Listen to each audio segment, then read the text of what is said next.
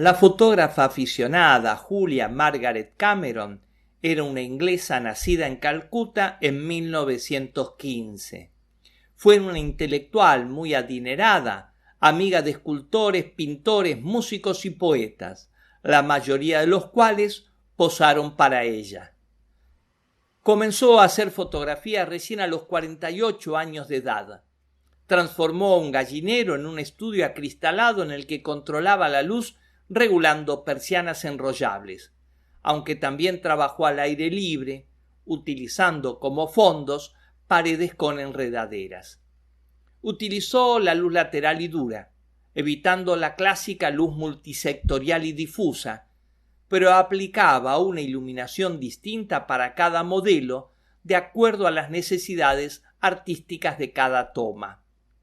No usaba los típicos accesorios de estudio de la época y se valía de mantos y telas oscuras, como también de sombreros, flores, sombrillas y vestimentas especiales para cada caso.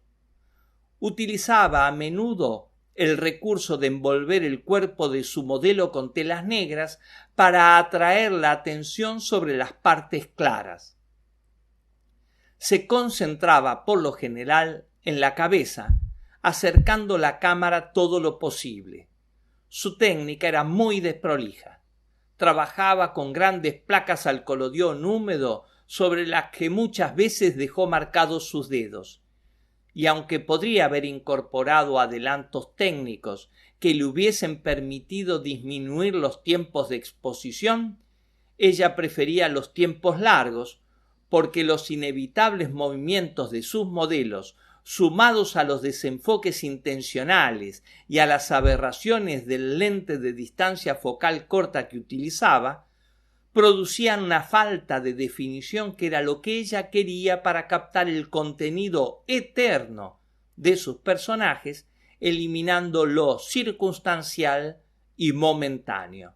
Se autodefinía como prerrafaelista.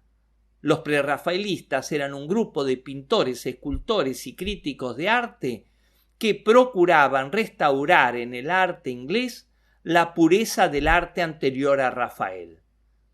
Julia Margaret Cameron falleció en Ceilán en 1879 a los 64 años de edad.